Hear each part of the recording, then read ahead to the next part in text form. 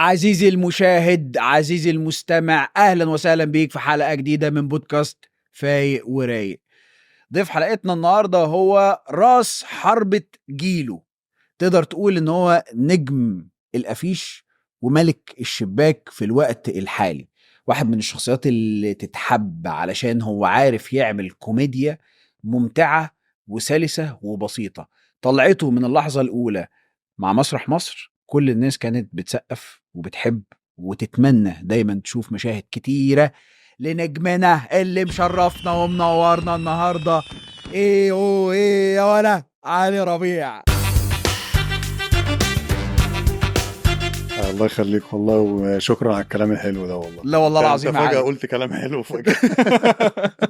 انت منورنا علي. الله يخليك علي يا جماعة 4 سنين ما بيطلعش في حاجة وما بيحبش يتكلم قصاد كاميرا وما بيحبش اصلا موضوع الظهور والكلام ده كله. فاحنا رحنا جايبين رجله، قعدنا ايه واحده واحده واحده واحده نقنعه ان احنا بنهزر وبنهرج علي. موضوع مش جد يا علي، احنا جايين نقول اي حاجه في اي حاجه علي. فاقنعناه، فالنهارده علي مشرفنا. الحمد لله. ليه يا علي بتخاف من الكاميرا ليه؟ ما لا بتحبش يعني ليه؟ كلام، يعني ما بحبش اتكلم كتير بصراحة. انا بحب اهزر بس. انا جاي معاكم في التهريج، بالظبط. انما كلام انا ما بحبش اتكلم. يعني طب ما احنا هنهرج ونهزر ماشي معاك. احنا عندنا يعني تيمة سؤال تقليدي جدا جدا في كل حلقة.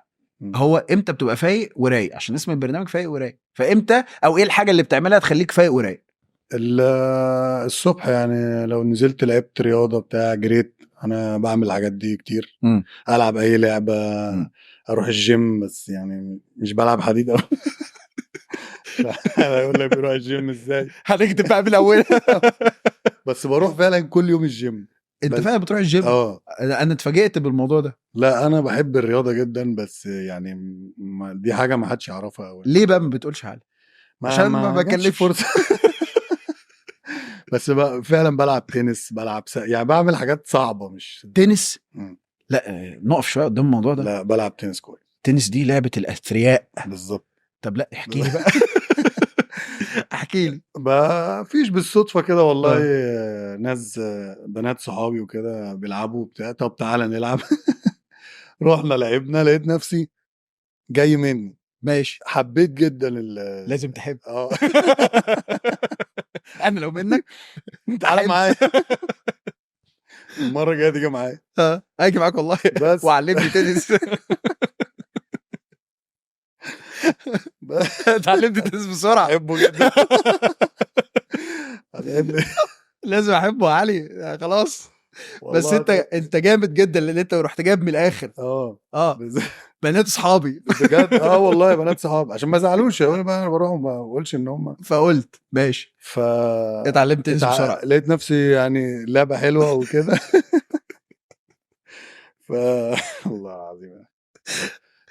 بعد كام سيشن قعدنا بقى يعني نروح ولحد ما تغلبهم كلهم.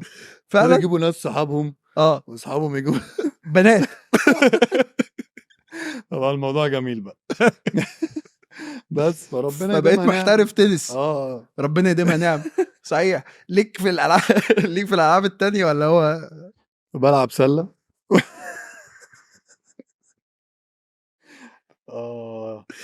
بلعب سله. شفت بقى مش هطلع البرامج دي عشان ما بنقعد نضحك. اي مع مين عادي؟ سله مع مين؟ بلعب لوحدي والله يعني.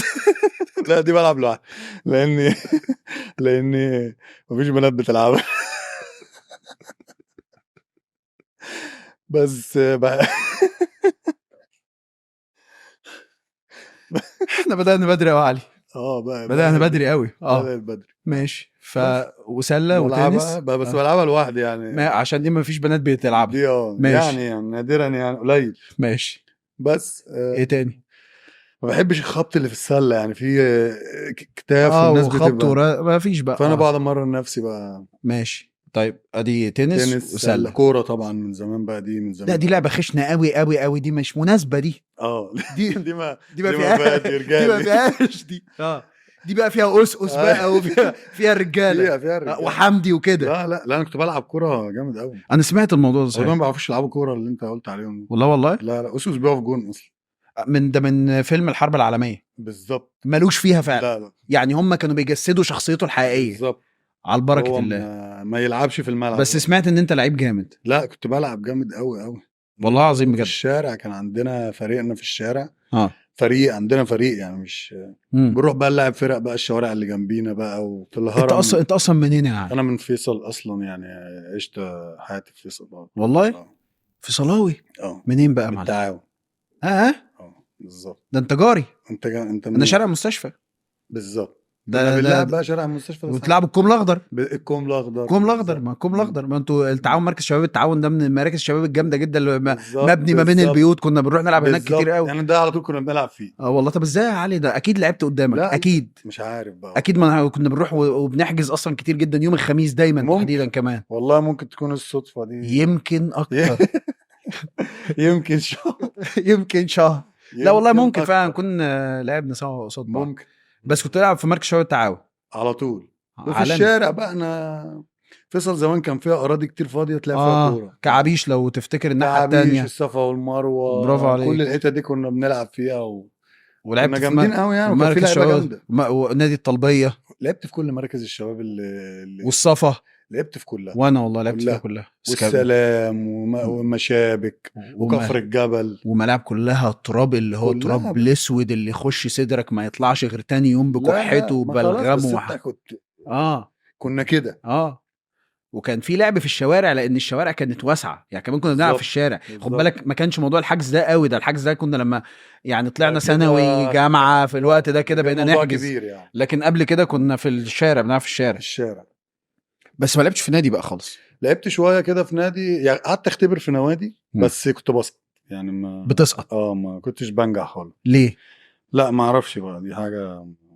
بس ما اعرفش بسقط ليه. ما اكيد عشان يعني حاجه ممكن يعني مش عارف. كنتش بتبقى بتتخض في الاختبارات ولا اي حاجه. بلعب عادي بنزل زي ما بيقولوا بنلعب تقسيمه. بس خد بالك الاختبارات ليها تكنيك.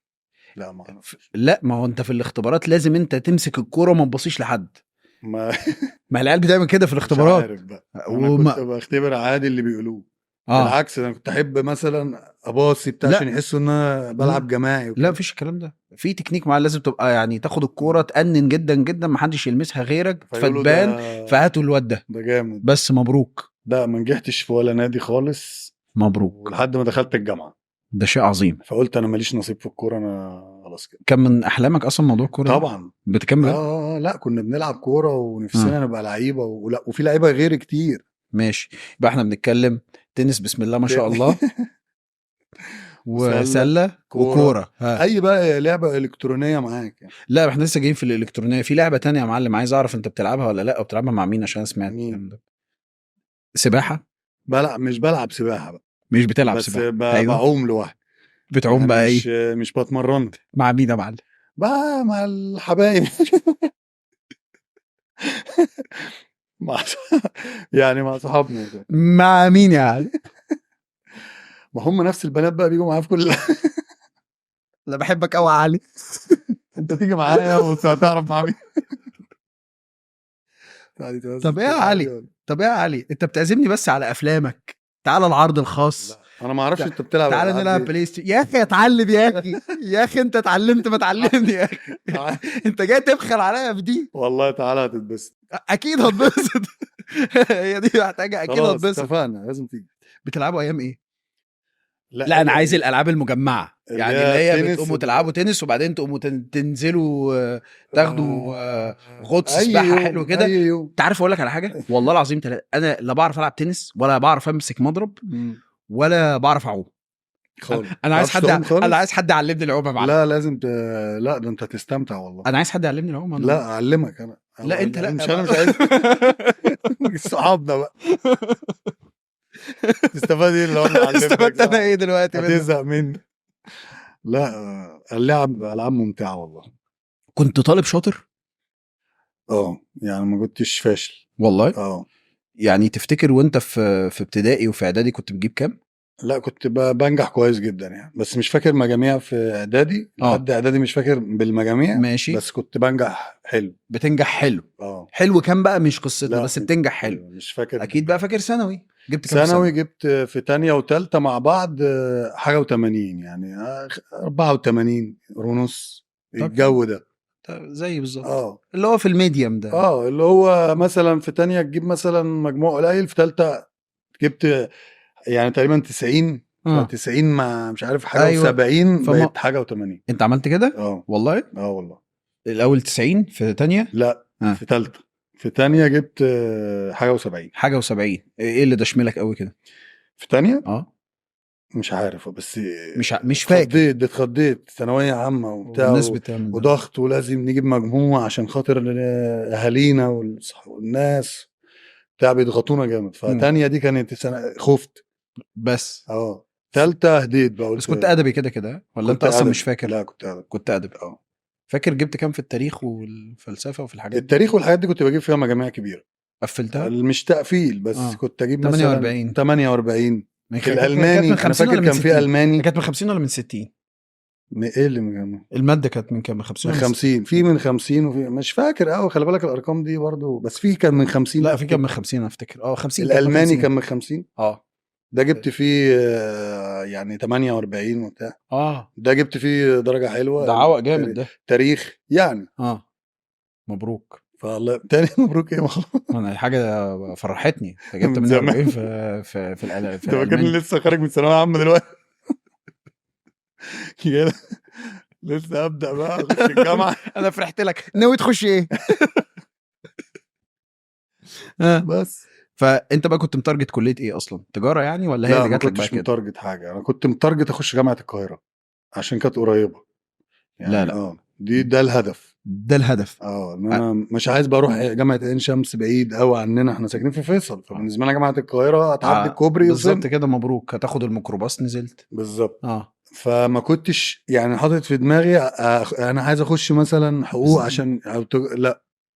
دي اغرب استراتيجيه تفكير قابلتها لحد دلوقتي. بالظبط. بعد تقريبا 15 حلقه.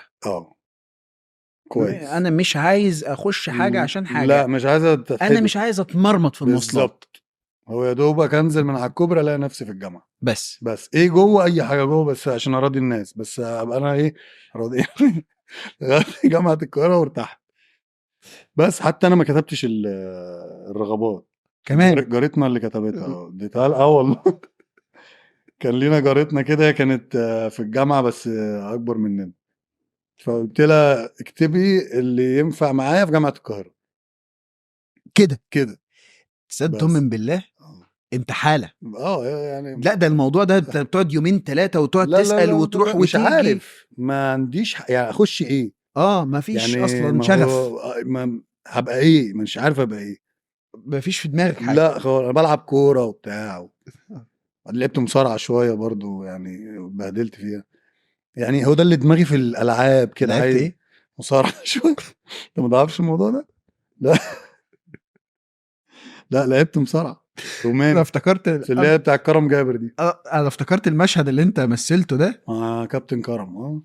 هو ده. انا اصلا هو ده اللعب بتاعك اللي انت لعبته ولا انت بتشتغلني ولا هو انا بقى لما لعبت كنت صغير وكنت ارفع من كده. انت شفتني ده تخين، كنت رفيع جدا عظمه. ماشي. بس جه في وقت كده قلت انا هلعب لعبه فرديه لان الكوره مش نافعه معايا، ما نجحتش، فانا هعتمد على نفسي. ماشي. مش عايز حد بقى يبصيلي ابصي لحد. لا ايه المصارع الروماني جت منين؟ هو كانت الاولمبياد شغاله اتينا.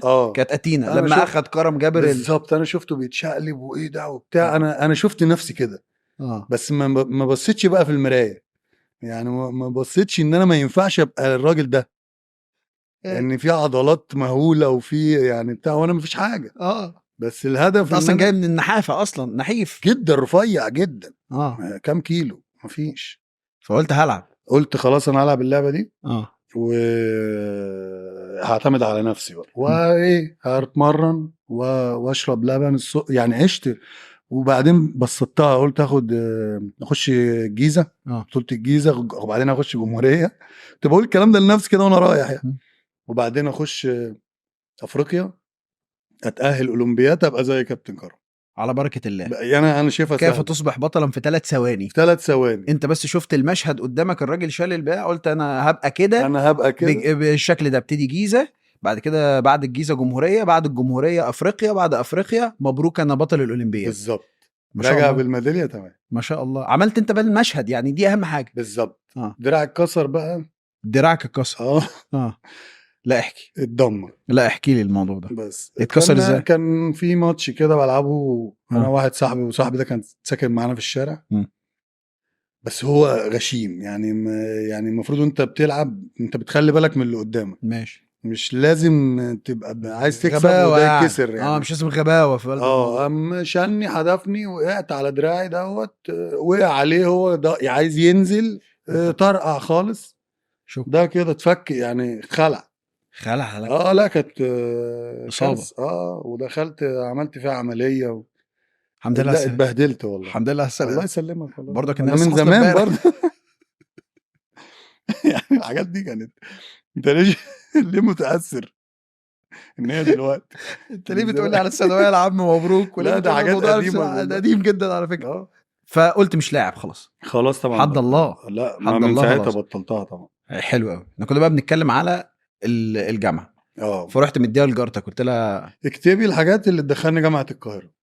كتبت تجاره بقى، وكتبت كل الحاجات اللي في التنسيق بتاعي. مفيش بقى، ما سالتش بقى اخوك خالك ولا انا والدك انا والدتك مش ما عنديش اخواتك؟ لا ما عنديش حاجه اخشها يعني. انا يعني لو دخلت تجاره هبقى ايه؟ لو دخلت مش ما كانش ده انت على الله. ما كانش ان شاء الله. لان انا كنت بلعب كوره، فخلاص هي ده الاساس بتاعي. فانا بلعب كوره بقى، حطوا لي اي حاجه اتعلمها، اي حاجه جنب الكوره. انا هبقى محمد صلاح. ابقى محمد صلاح. ما فيش مشكله. هو ده بس ما فيش بقى. هو انا دخلت الجامعه وخلاص على كده، على بركه بطلت بقى. جت بقى منين بقى قصه المسرح المسرح دي بقى قصه جميله بقى. يلا. لان انا ما كنتش عايز امثل ابدا، ولا دي حاجه جوايا، ما اعرفش. بس انا كنت اقلد الناس كويس جدا، اقلد مثلا ممثلين، اقلد ناس في الشارع. ماشي. صحابي بقى اللي كانوا شايفين ده في الجامعه. لا في الشارع. في الشارع. صحابي اللي في الشارع. منهم واحد صاحب اسمه محمد نجار. دوت قال لي دخل هو قبل الجامعه بسنه. ده كان صاحبي جدا. فهو بيغني، فدخل الكورال بتاع كليه التجاره. هو كان في تجاره برضه. فعارف ان في مسرح هناك. بس سنه بقى عمال يزن عليا لحد ما دخلت، ان انا يا ابني لازم تروح المسرح، انت موهوب، انت بتشوفش انت بتعمل ايه، انت لو رحت انت هتكسر الدنيا. ده تقريبا الوحيد اللي امن بيك في وقت ما حدش واخد باله اصلا ان انت عندك حاجه. لا محمد النجار. هو ده. نص مرتبك بيتحول على محمد النجار لحد دلوقتي ولا لا؟ لا وانا ما يعني ما اصلا ما اعرفوش. اصلا مش فاكره. لا فاكره يعني لما بيكلمني او كده ما بردش عليه. لا على طول والله فاكره على طول. فاكر له دي بالخير. فاكر له دي طبعا. طبعا لان هو اللي وجهني طبعا. سبحان الله. وانا فاكره يعني، هم لو عايز مني اي حاجه بيلاقيني يعني والله. بس هو راجل محترم ما بيعوزش حاجه.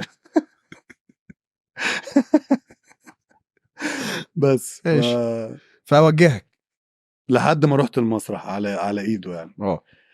دخلت المسرح، شفت المكان، كان التكييفات طبعا شغاله. فانت بتتكلم في جو جميل جدا. عكس الجامعه تحت حر جدا. فانت تخش تقعد ترتاح.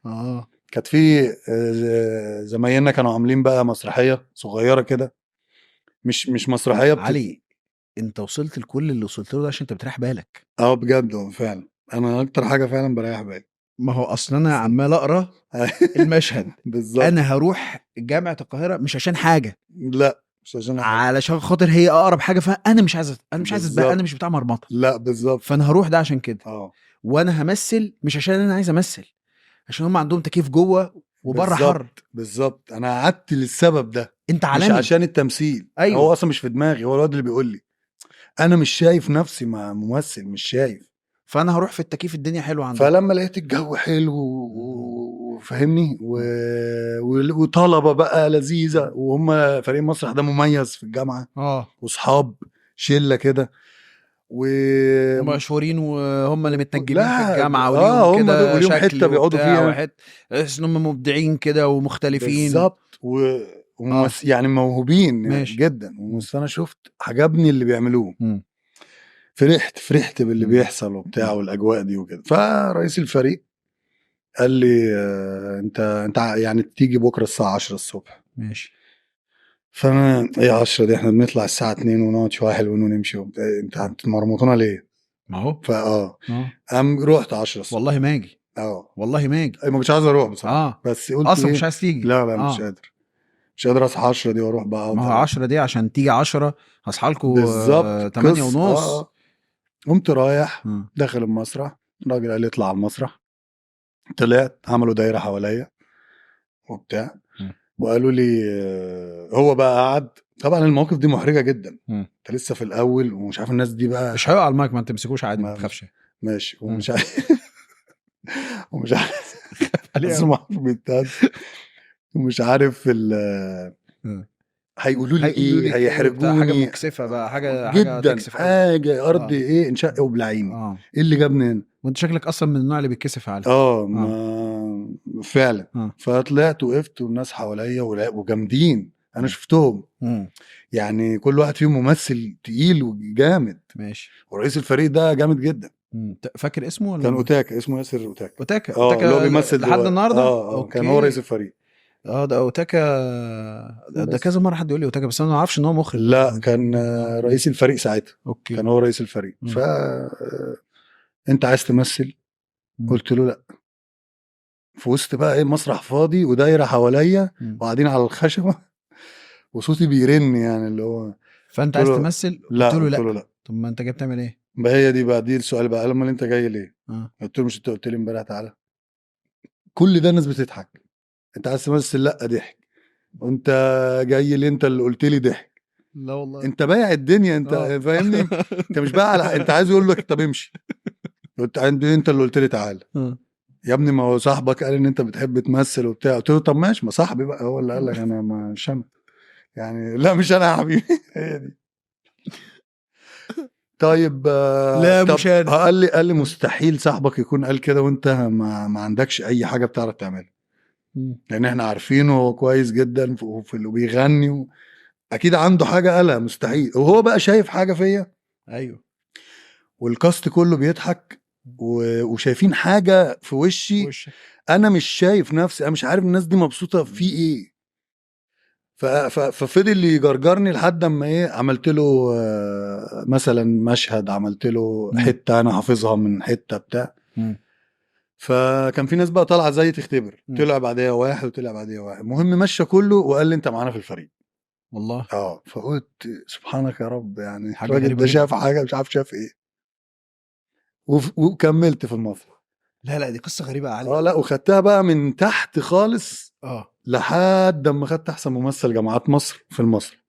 دي خد بقى كل الادوار، عملت الشعب. دي حدوته يعني. حدوته وعملت فيها يعني كل عاده حاجة. اللي بيبقى رايح المسرح ده هو رايح قصده ورايح عايز وحاسس من زمان ان هو عنده وهفجر طاقاتي وهنفجر في انت ولا اي حاجه نهائي. والجميل في الموضوع ان انت بتحكيه اصلا دلوقتي وانت فعلا يعني نهائي. دي الحقيقه، ده مفيش حتى دور الصدفه في الموضوع ولا اي حاجه. انت قصه بالنسبه لك كلها عندهم تكييف جوه. بالظبط. مرتاح والقعده حلوه وكده، وصحابي فجاه بقوا صحابي. قعدت طول فتره الجامعه دي. علي ربيع مثلت عشان عندهم تكييف جوه. بالظبط. انا شايف العنوان بالظبط. هينزل دلوقتي اول ما الحلقه دي لازم ينزل طبعا. مبروك. ومثلت على الخير. خلي بالك نص مرتبك يروح لمحمد ده، يروح للنجار، والنص التاني مش اسمه محمد النجار، والنص التاني يروح للي اخترع التكييف. انت كده حياتك في امان. بالظبط. كمل يا بيه. بالظبط. لا انا قعدت فتره الجامعه كلها بمثل يعني من حب الناس فيا، مش من حبي للموضوع، من ردة فعل من الناس. رد الفعل. وانا بمثل لحد دلوقتي من رد الفعل، عشان تبقى فاهم. كم بجد؟ والله يعني انا لو جيت لحظه لقيت الناس مش مبسوطه مش همثل تاني على طول. دي حاجه انا واخدها جوايا قرار، يعني هعمله. لو لقيت الناس مش مبسوطه مش همثل، لان انا مثلت عشان الناس كانت فرحانه، عشان الناس بتسقف لي، مش عشان انا شايف نفسي. انا فاهمك جدا على فكره. بالظبط كده. انت جاي من منطقه مختلفه تماما عن اي منطقه تانية. بالظبط. لما ابتديت في الجامعه ابتديت اخد دور صغير. انت حبيت حب الناس، حب الناس ده وفرحه الناس دي. ايه ده يعني؟ في ايه الناس دي بتفرح قوي كده ليه؟ ايوه يا علي، عشان انت قلت النقطه دلوقتي. انت بتقول انا مش شايف، لان في بدايه الواحد مش عارف مش شايف ملامح وشه بيعمل لا ايه. لا. بس انت علي فيك حته عبقريه. انت بتقول الافيه وانت وشك مضلم اصلا ما بيضحكش بالظبط. ففي فرق كبير ما بين الافيه اللي انت بتقوله اللي انت مصدقه، واللي انا لما بسمع منك الافيه هو ازاي مصدق ده ووشه بالشكل ده. بالظبط. فالضحك من المنطقه دي امتع بكتير. بالظبط، ما ده اتعلمناه بقى جوه بقى. بجد بالظبط. يعني انا في الاول ما اعرفش، انا كنت بهزر هزار القعده زي ما بنقعد في القهوه مع صحابنا، زي ما بقعد في المسرح. لكن في المسرح بقى قابلت ناس مخرجين جامدين جدا، فعلموك برضو، زودوا بقى الحته دي عندك لا أصلاً. اتعلمت طبعا. انا فاكر كان في مخرج كبير جدا الله يرحمه اسمه استاذ حسين محمود. وكان في ناس تانية، كان في استاذ يحيى محمود واستاذ عبد الله يعني كان في ناس جامده جدا جدا كمخرجين. منهم استاذ حسين محمود، ده كان استاذهم، استاذ كل بقى الناس. كان راجل كبير شويه في السن. ايه بقى فادك في ايه؟ قول لي. فادني مره عرضت مسرحيه كده والناس بتضحك جدا جدا جدا. تاني يوم محدش بيضحك خالص. قام جه قعدني عمل لي محاضره. قال لي انت عارف ليه الناس امبارح كانت بتضحك والنهارده ما بتضحكش؟ قلت له لا. في الاول بقى يعني لسه مش فاهمين الدنيا. قلت له بصراحه لا. قال لي عشان انت مش عارف انت بتضحك ازاي. ضحك بتاعكم اللي في القهوه وضحك اصحابك ودمك الخفيف مش هو ده المسرح. مش ده ضحك المسرح. يعني عمرك انت دمك خفيف كلنا عارفين، بس اللي بيحصل على المسرح والتكنيك اللي بيحصل على المسرح انت ما انتش عارفه. فانت من امبارح كنت هايل جدا عشان كنت طبيعي، لكن تاني يوم لما ركزت انت بتضحك وعارف ان الحاجات دي بتضحك ما عرفتش تبقى طبيعي. فما حدش كان بيضحك. فلازم تبقى كل يوم تبقى طبيعي على نفس طريقتك. لازم طبيعتك دي اللي انت زي ما انت قاعد مع صحابك زي ما انت واقف على المسرح. هي الطبيعة دي لازم توصل لها. ففضل ورايا بقى. انا اشتغلت مع الراجل ده كتير جدا ان ازاي اوصل معاه ان انا ابقى راجل زي ما انا قاعد، زي ما انا فتحت الستارة، زي ما اتقال اكشن، زي ما التصوير بدأ، هو بنفس طبيعتي، لان هي دي احسن حاجة الناس كانت بتشوفها فيا. صحيح. عارف علي، انا مستمتع قوي بالكلام معاك، بس انت اديتني انطباع قبل ما نقعد مع بعض ان انت يعني ما بتحبش كلام ومالكش في الكلام انت متحدث لبق جدا وممتع. انت يا ابني تقريبا مش مقيم نفسك صح. يعني انت واضح ان حياتك كلها انت مش حاطط نفسك في انت بتكلم كويس جدا وممتع، يعني حوارك ممتع. ربنا يخليك. مش بجاملك والله بجد. انت اللي بتسألني حلو تقريبا. لا خالص والله، انا بسألك حلو ولا حاجة. انت يعني كمان بفكرني بحاجات حلوة فعلا انا عشتها يعني.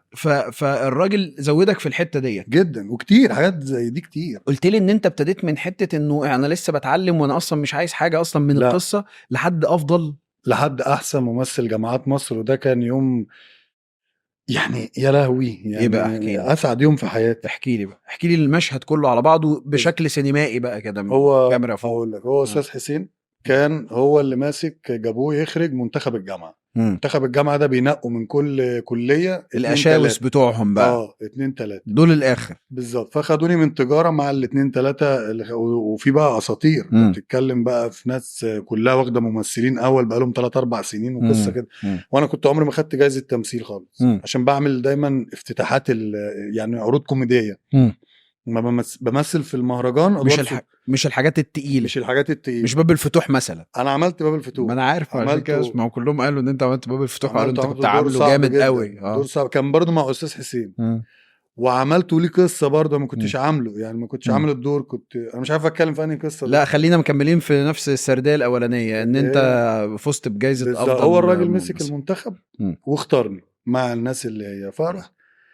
طول البروفات بقرا اكبر دور في المسرحيه اللي هو البطل. انا اللي بقراه في البروفا. يعني البروفا انت بتقرا الادوار وبعد كده هو بيوزع الادوار. والله يعني ممكن ما تعملش الدور انت بتقراه. فانا بقرا البطوله وفي الاخر اداني اصغر دور مشهدين. يا خبر ابيض.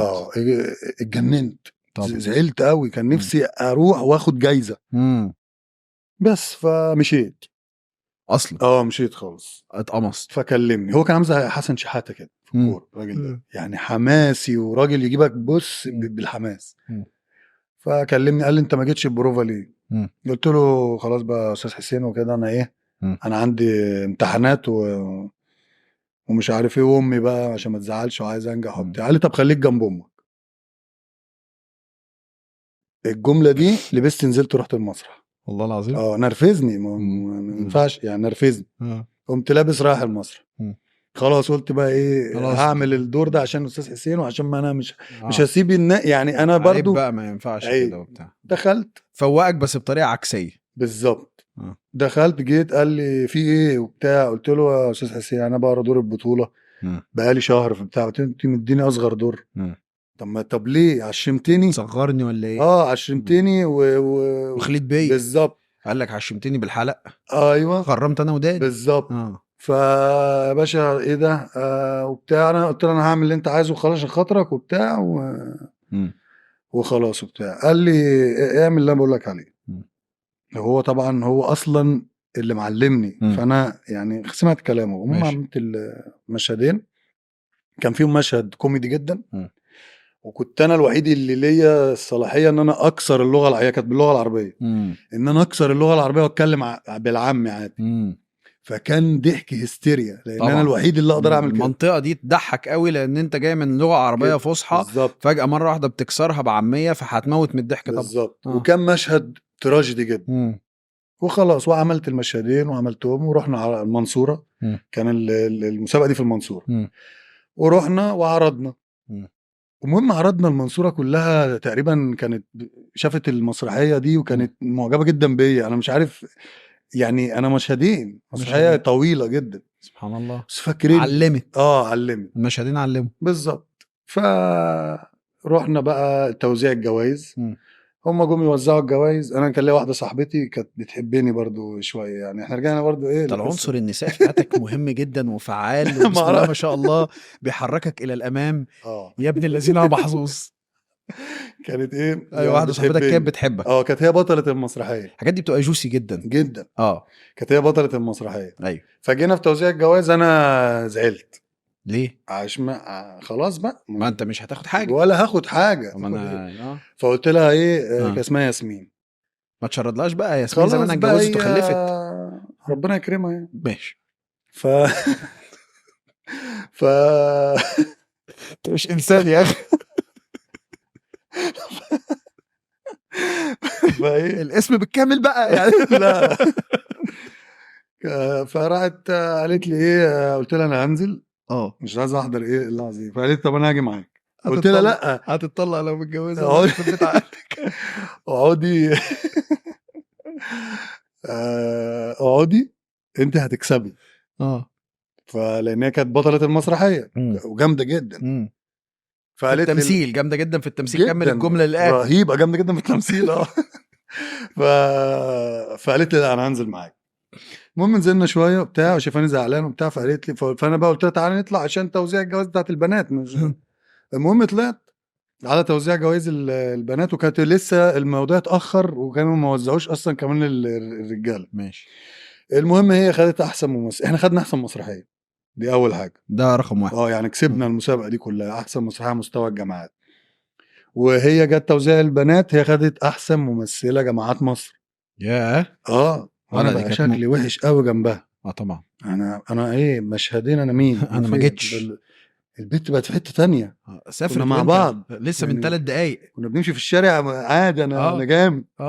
فجاه بقت بطله مصر بالنسبه للجامعات يعني. فانا بقى قلت راح افضل ممثله في جامعات مصر كلها. جامعات مصر دي راحت منك خلاص. مشيت بقى خالص. انت بتحس بقى ان انت فاهم صغير كده اللي هو شكرا كده. هي عماله تعمل كده وانت عمال تعمل كده. عليت جدا. احنا هنسيب بعض دلوقتي بقى خلاص. احنا ما كناش متصاحبين. بس هي كانت بتحبني. ما فيش ماشي. لا هي شايفاك. انا كانت حاجه جميله بالنسبه لي. لكن انت ما كنتش. لا كنت برضو يعني كنت برضو بتحبها. ده سبحان الله. دي بس ما كناش متصاحبين يعني. صاحبنا ماشي. فالمهم يعني كسبت. جه توزيع جوائز الشباب احسن ممثل تالت اللي كان عامل الملك لير. الملك لير احسن ممثل تالت فقلت الملك يعني ده دور جن ابن العفريت ده المفروض ان هو الملك لير دي عملها يعني المفروض يبقى احسن ممثل اول، بس ما كده ينفعش ده ياخد ما تالت ينفعش فياخد تالت. اه يعني انت بتتكلم في مين بقى هياخد اول. مم. احسن ممثل تاني برضو واحد كان مش عارف عامل هاملت او حاجه كده. ياما ياما فاهم. خلاص بقى انا قاعد بقى خلاص انسى. ده اذا كان لير معلم واخد ابطال التالت لا وهاملت واخد التاني. بالظبط. اه جم احسن ممثل اول قال لك مناصفه. اه كسب الاول عندنا واحد اسمه محمدي، احسن ممثل اول كان بطل المسرحيه بتاعنا كسب بطل المسرحيه. بس هم قالوا مناصفه. اه الجائزه الاولى دي في 2 هياخدوها، ماشي خدها هو. اه فاحنا قلنا هياخد جايزه اللي معاه اللي هو كان بطل معاه. مثلا. قام الراجل قال لك علي ربيع. مم. والله لا انا ما سمعت، انا ما يعني اول اصل ما ينفعش يعني بالورقه والقلم ما تجيش. بس الراجل قال لك هو علي ربيع دي، هو انا فاكر ان الناس سمعت. المهم لقيت المدرج كله كان كل الكليات بقى موجوده. فرحوا فرحه لا والله فضلوا يشيلوني حتى اللي من الجامعات التانية. سبحان الله. اللي هو فعلا الراجل ده فعلا احنا حبيناه لانه كان حلو فعلا. وكانت هي دي بقى المفاجاه. فراح استاذ حسين قال لي مش شفت حسن شحاته ارجع انا صح بالظبط انا صح بالظبط. قال لي شفت انا اديتك الدور اللي انت هتكسر بيه الدنيا. سبحان الله. بس الرؤيه فرق الرؤيه فرقت. فبس من بعدها ده كان في سنه ده كان في انهي سنه؟ اخر سنه في الكليه رابعه تجاره. وعدت بسببها بقى السنه لان انا دخلتش ما ذاكرتش الامتحان اللي هو كان في الوقت ده. ما ذاكرتش بقى كنا مركزين كنت في المسابقه دي، رحت على الامتحان مش فاهم اي حاجه، جبت نص. ما انا مش عارف ادوني نص ليه. يعني دي اللي انا مش فاهمها لحد النص دي خدته ليه انا مش عارف. نص من ايه؟ من 20. لا سقطت شلتها غلط. ايه الرقم ده؟ انا اول مره اسمع عنه. والله نص. انا افتكرت حاجه ونص 8 ونص لكن انا سقطت الماده دي بالعربي والانجليزي. يعني شلتها عربي وانجليزي، يعني في 5 مواد الترم الاول و5 مواد الترم الثاني. ايوه. فهي اسمها نظم وسيستم. نظم ومعلومات. وسيستم بالانجليزي. نظم وسيستم. فانا سقطتها نظم والناحيه الثانيه اسمها سيستم بالانجلش. فانا سقطت في الاثنين. يعني هي نفس الماده، لا حليتها عربي ولا حليتها انجليزي. بس مفيش تفضيل لحد على التاني يا باشا. وبعدين عدت السنه وما قلت لهمش في البيت. مصيبه.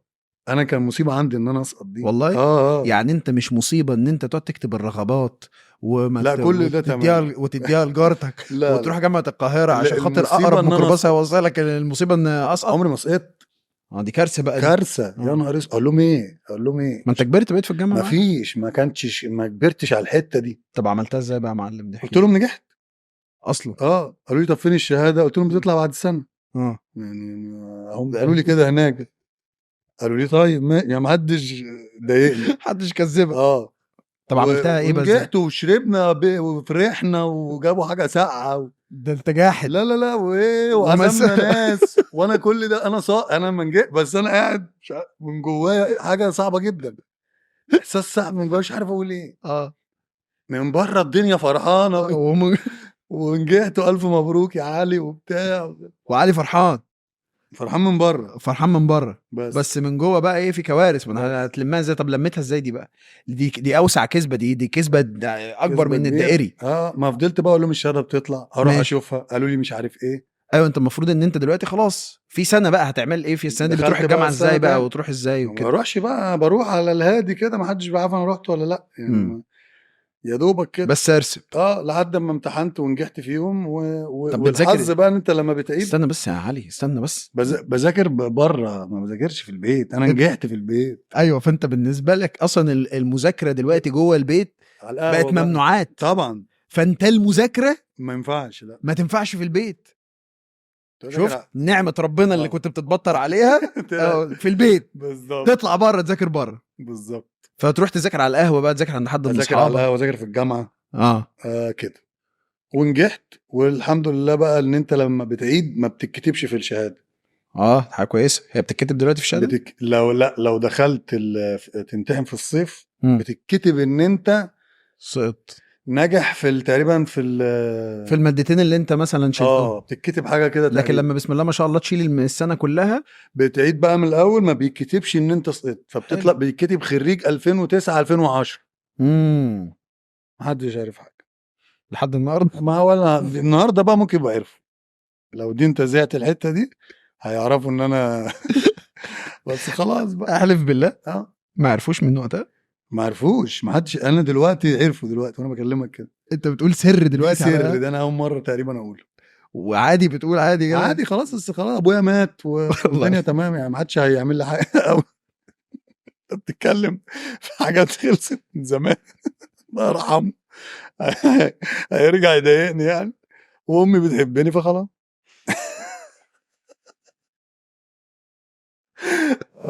الموضوع خلص يعني ما عادش هيأذيني دلوقتي. مبروك عليك. الله يبارك. الله يبارك فيك. بس لكن انا فعلا عشت سنه ان انا ناجح ومع صحابي وكل الناس، صحابي اللي معايا في الشارع ونجحوا كلهم وانا ناجح معاهم. احلف بالله. والله. ومشيت عليهم. ما حدش يعرف غيرك انت. ومصر كلها بقى كانش حد يعرف. فدي من القصص برضو اللي انا برضو حملتها والله. لا دي صعبه قوي. صعب. ايه يا ولا بجد. يا ولا فعلا. طيب نجحتوا، الف مبروك. الله يبارك فيك والله. وده شيء عظيم. واخدت افضل ممثل وبقيت جامد. ودلوقتي انت ايكوال لياسمين، انت وياسمين على نفس راسي اترفعت طبعا. فالموضوع بقى مختلف. ما كملتش بقى القصه ديت اللي ما كملتش، احنا رجعنا من المنصوره واتسحلنا في الحياه بس كده.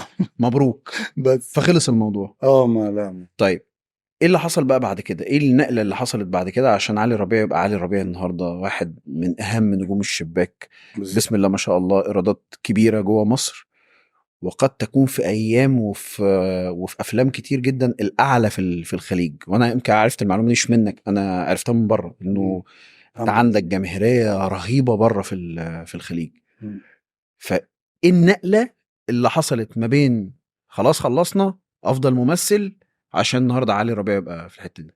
اللي حصل احنا خلصنا الجامعه خلاص، وبقينا مش عارفين نعمل ايه. يعني احنا دلوقتي مثلنا في الجامعه وكسرنا الدنيا ووصلنا لاعلى الحاجات وعملنا مسرحيات كتير، فما قدامناش غير ان احنا يا نقدم في المعهد يا نخش مثلا ورشه او كده. فكان اهم ورشه موجوده في مصر لحد دلوقتي يعني هي مركز الابداع الفني. ماشي. عند الاستاذ خالد جلال. عظيم.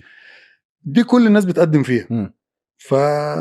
طب نعمل ايه هنقدم هنا وهنقدم هنا وربنا يسهل. الشله بقى كلها مع بعضيها كلها بقى. كنت بقى مين بقى كنت انا واسس بقى وكريم عفيفي وتاك، ناس كتير جدا من اللي كانوا موجودين. كلكم رحتوا مركز الابداع؟ كلنا رحنا. كلكم نجحتوا ما عدا انور؟ لا انور اصلا كان في جامعه تانية، ما كانش معانا في جامعه القاهره. انتوا جامعه القاهره. يعني انور احنا شفناه في مسرح مصر، او شفناه يعني او ما شفتوش او مش شفناه. لا بس شفناه يعني متاخر. بس قدمنا بقى في مركز الابداع ونجحنا. نجحت انا ونجح اسس ونجح كريم ونجح ناس صحابنا تانيين. ودخلنا عند الاستاذ خالد وقعدنا 5 سنين تقريبا بندرس في مركز الابداع، وعملنا طبعا بقى عروض كتير وكده لحد ما جه الاستاذ اشرف عبد جت نجوم كتير. ايه المواقف اللي قابلتك بقى خلال الفتره ديت؟ اكيد كنت بتعملوا مسرحيات تنجح تفشل، ناس تضحك ناس ما تضحك. لا هي الفكره فكره ايه؟ ان انت لازم تعمل 3 عروض جوه عشان تتخرج. فالعروض جوه في غنى وفي رقص وفي شعر وفي تمثيل. عرض التمثيل لازم تعمل 3 منهم. فاحنا مشكلتنا ان احنا كنا لا اتطردنا من الرقص. اتطردت من الرقص؟ اتطردت انا واسس. في راجل بيرقص؟ لا رقص مش بلدي، رقص رقص مش فاهم وفاهم الناس، ما انا مش فاهم واكيد الناس يعني ترقص صلصه، ترقص ترقص رقصات استعراضيه اكتر ما هي رقص بلدي يعني. ولو في بلدي كنا هنرقص احنا يعني جوه، احنا اللي هم عايزينه. ما لازم نخلص الماده دي، ماده اسمها الاستعراض. انت كنت ترقص؟ ما انا اتطردت بقى. طيب ليه انا بقى؟ بسبب اسس برضه. ليه بقى؟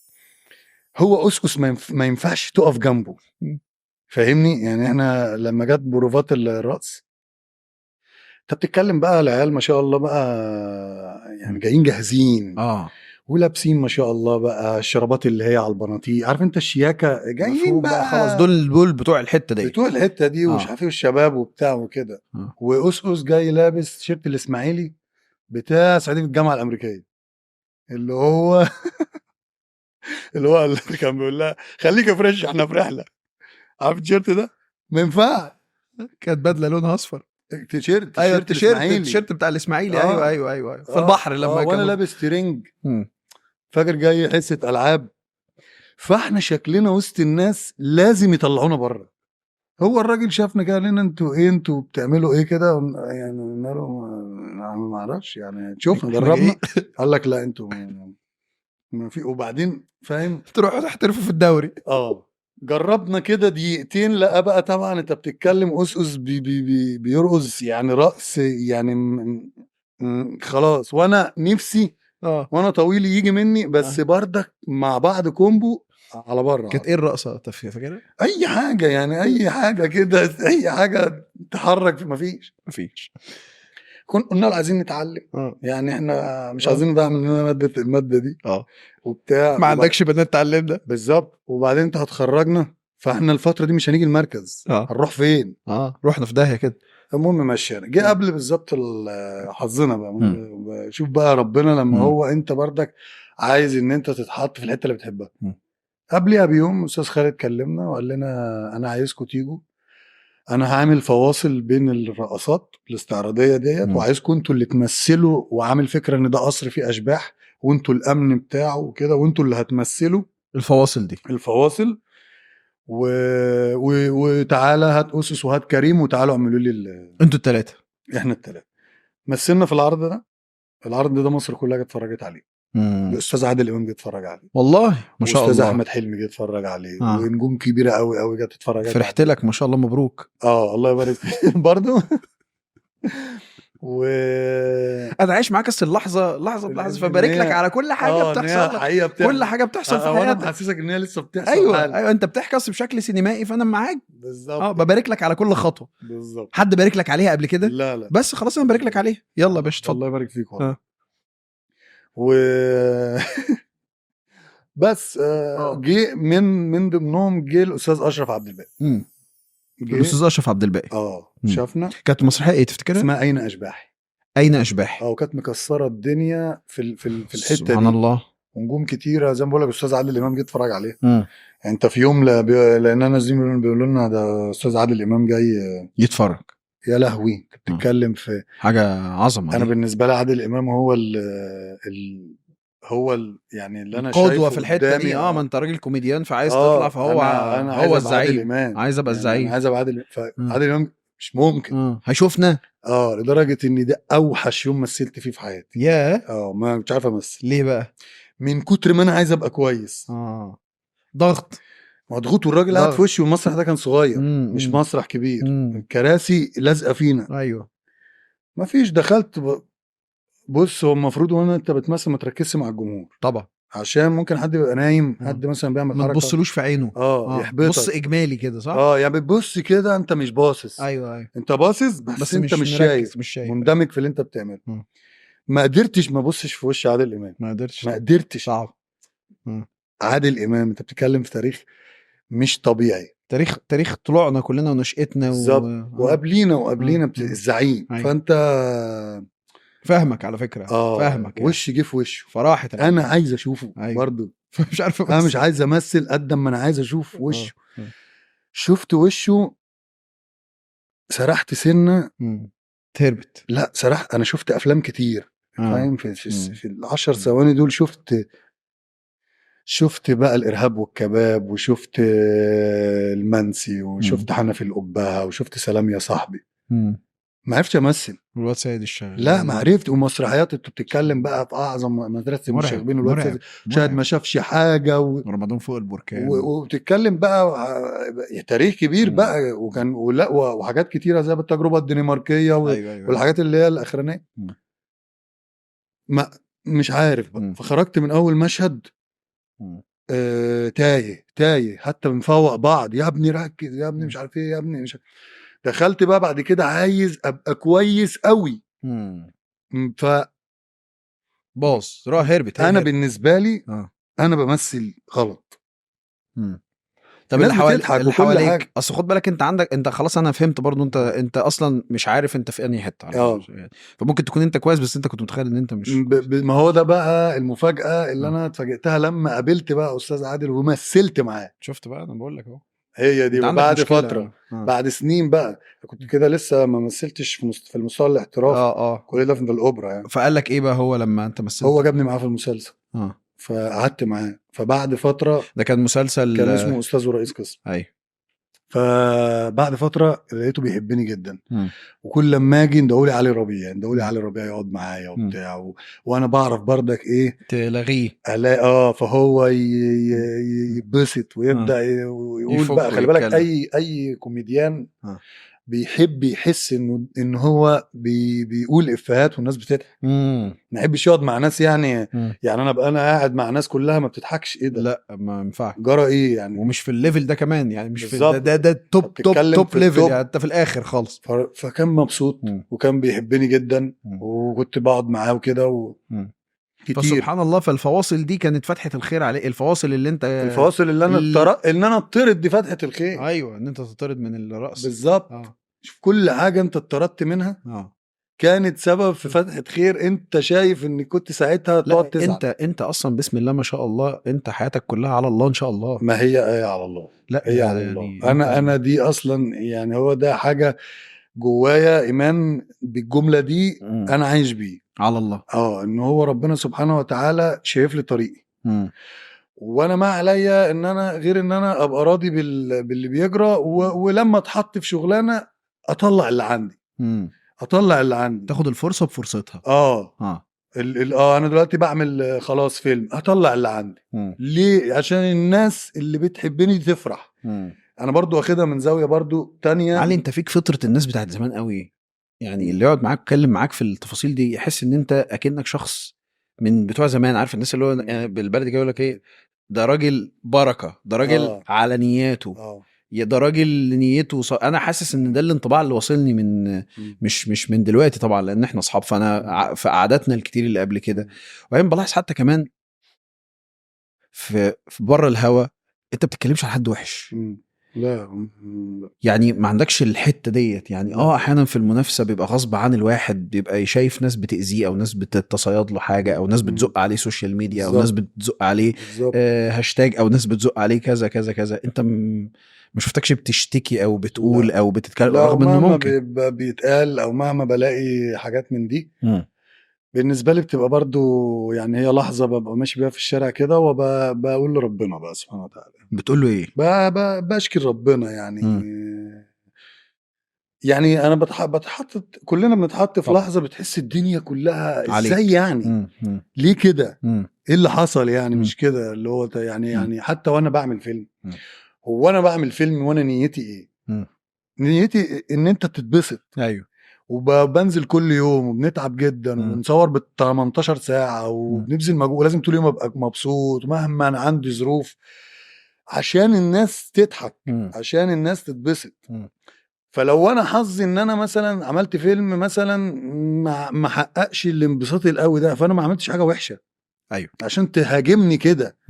ايه عايز ايه يعني؟ انت في ايه وانا بحب نازل اذي الدنيا؟ لا انا عايز افرح الناس. ما قدرتش في مره ما تلومنيش قوي يعني. انا ما عملتش ما تذبحنيش. بالظبط ما تذبحنيش يعني ما كانش دي نيتي. ايوه التمس لي سعي يعني بالزبط. التمس على الاقل ان انا سعيت واجتهدت يعني اقدر الحته ديت بجد. وحتى لما انتقدني انا حتى هبقى عايز اسمع لكن ما تجيبش بلطه وتقطع رقبتي بيها اللي هو ليه يعني انا تبقى مؤذيه جدا على فكره.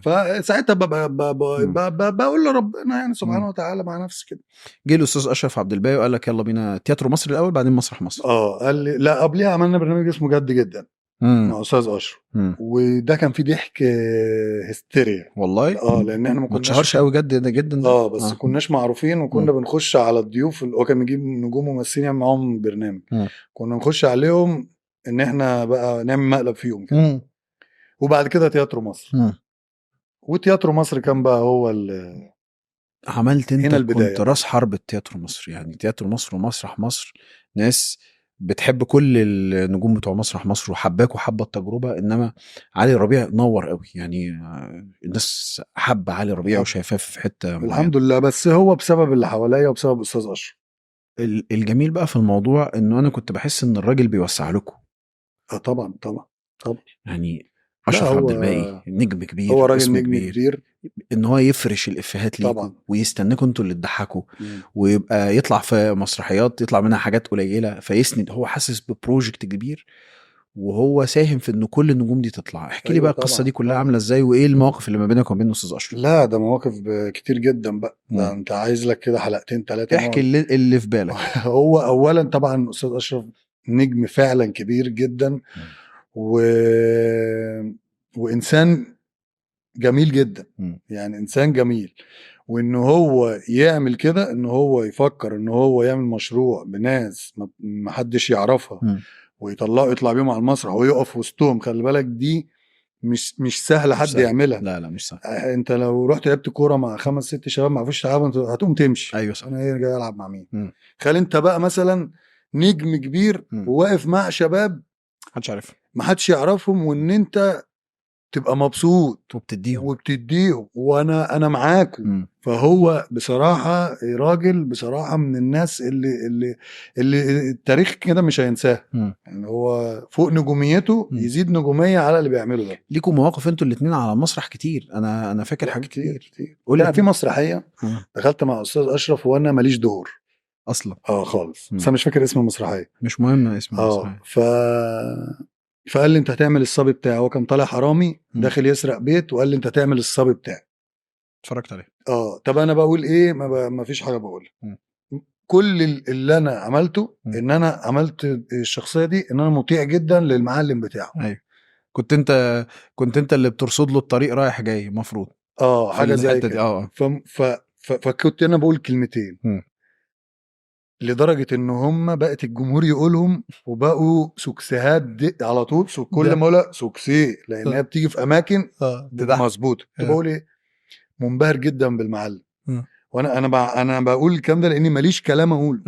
يعني انا وانا داخل معاه ومفيش كلام، هو قال لي خش معايا ويلا واحنا نزق واذا في حاجه كويسه كده ايه هسند لك، وانت انا عارف انا اسند لك امتى. خلي بالك الحاجات دي صعبه قوي، يعني الحاجات دي لما بتتقال احيانا الناس تفتكر ان احنا بنعمل اي حاجه. لا هو عارف ان الناس دي عندها الارتجال عالي، موهوبين جدا فيه. صحيح. فبيعرف يوظف الناس صح. واجمد كوميديانات اللي احنا حبيناهم هم اصلا اللي كانوا بيرتجلوا. يعني سمير غانم انا بعشقه مثلا، الله يرحمه. طبعا مثلت معاه ملك الارتجال. يعني يقول يضحك. بالظبط. هو بيجري ورا الافيه. بالظبط. يعني استاذ سمير غانم برضو من الاساطير. نجيب بيض وكتاكيت وتفقس وقوم جايبين بيض. مش ممكن يعني. لا انا مثلت معاه واشتغلت معاه حلو جدا وشفته على الحقيقه. انا يعني حظ حلو بصراحه، انا مثلت مع استاذ عادل امام ومثلت مع استاذ سمير غانم، والاثنين كانوا في نفس الوقت في نفس السنه. يعني كنت اطلع من اسيب الاستاذ عادل امام اروح للاستاذ سمير غانم. حلوه دي.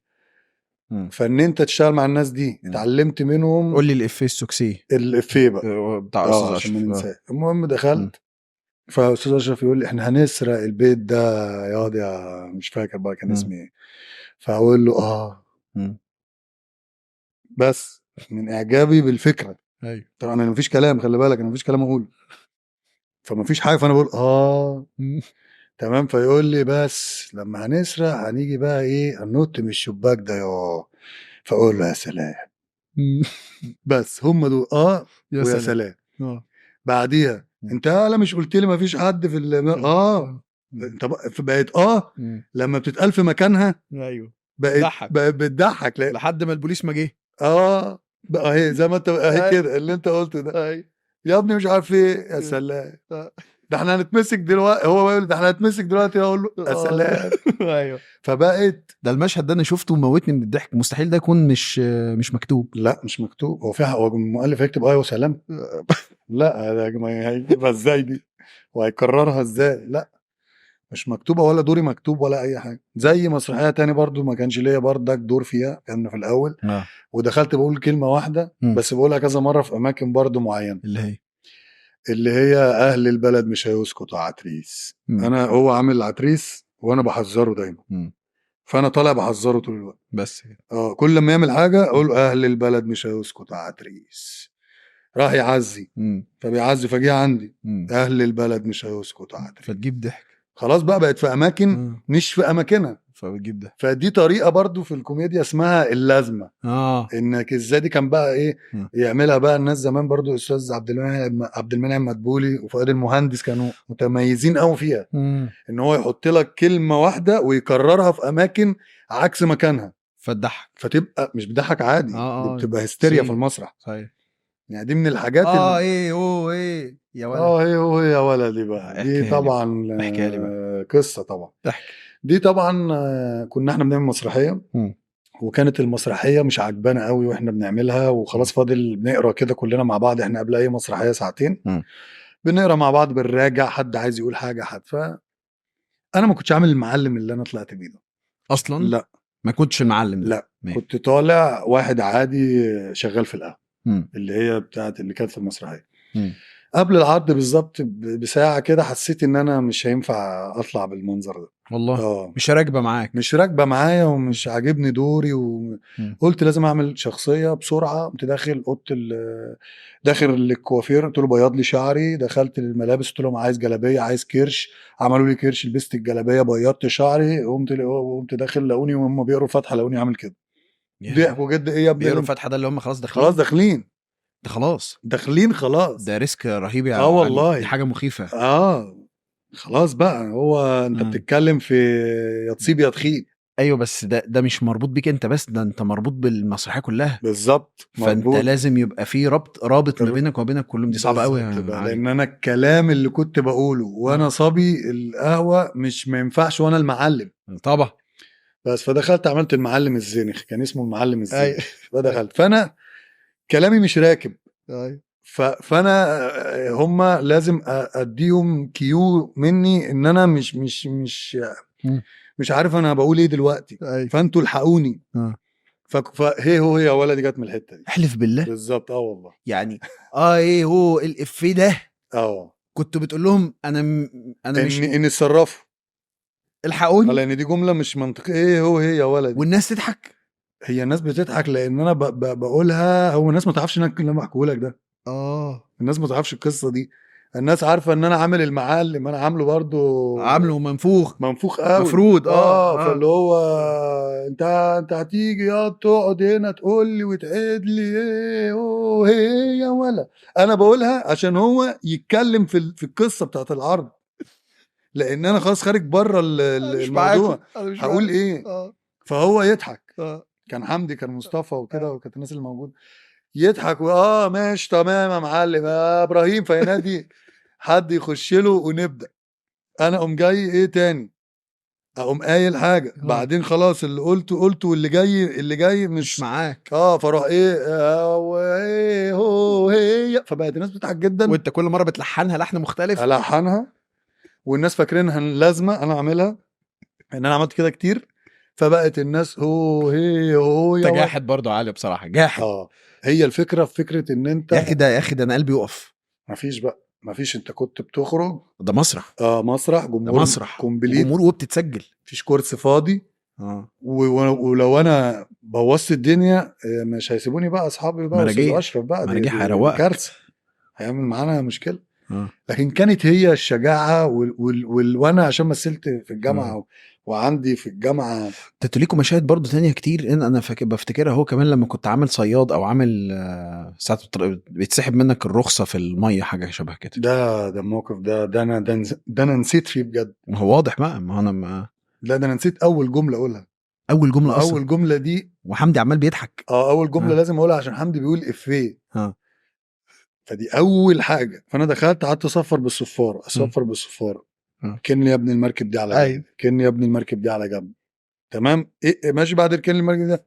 فدخلت بقى في الموضوع اللي بعده. فحمدي قال لي وشه قلب كده قدامي. انت عديت الحته اللي هي الحلوه اللي المفروض نقولها. فحمدي قال لي فبيرجعني بالكلام. أيوة.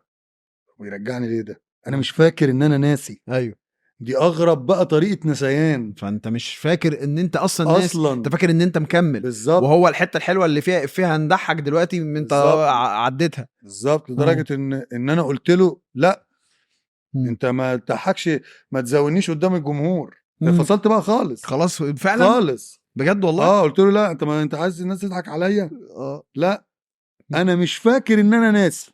دي بقى فوق خالص. انا عايز اقول لك المسرح كان بيتهد، هي كله جاي من الحقيقه، ايوه، يعني مش بنصطنع اي حاجه خالص. انت بتتكلم بجد فعلا. قلت له انا آه. مش فاكر ان انا ناسي. الناس طبعا ماتت من الضحك. اه وبعدين قال لي مش احنا يا طب ابني يا هنا ابني مش بنقول كده. المفروض ايوه تقول لي فين الرخص؟ اما اقول لك دي مبلوله تقوم الناس تضحك. قلت له يا نهار أبيض. قعدت اضحك بقى من قلبي والله. صدق ان انا افتكر ان ده ارتجال متفق لا لا عليه. لا لا لا لا لا. ما تطلعش بالطبيعيه دي، يا ولاد ما اللذين، تطلعش بالطبيعيه انتوا دي. عفاريت.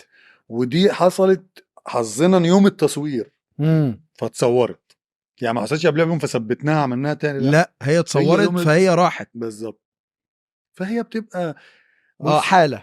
هي حاله امم وفي كيمياء بين الناس وبعضها. امم حد تاني ما يعرفش يعمل معاك كده، حد تاني ما يرجعكش، اه حد تاني صح، ما يقولش الجمله دي. ما يجيش معاك ويروح. فانت بتتكلم في آه. ناس موهوبه جدا، آه. زمايلنا وجامدين جدا ما شاء جدا. الله عليك. والله العظيم الناس دي من طب انت اقوى كنتش ممثلين. طب ما كنتش تزعل على المجهود اللي انتوا بتبذلوه، شغل الارتجال بتضحكوا الناس في الاول وفي الاخر، يعني شغلنا كلها رايحه للناس عشان تبسطوهم. مم. ومع النجاح ده والناس حباكوا وبتروح لكوا وتتفرج. انا عايز اقول لك على حاجه، انتوا الوقت اللي اتثبت فيه عرض المسرحيه في التلفزيون، انا واحد من الناس كان بالظبط بالنسبه لي هي دي يعني التسليه بتاعتي، هي دي السهره بتاعتي. انا عارف ان انا هتبسط النهارده عشان هتفرج على مسرح مصر. فعلا.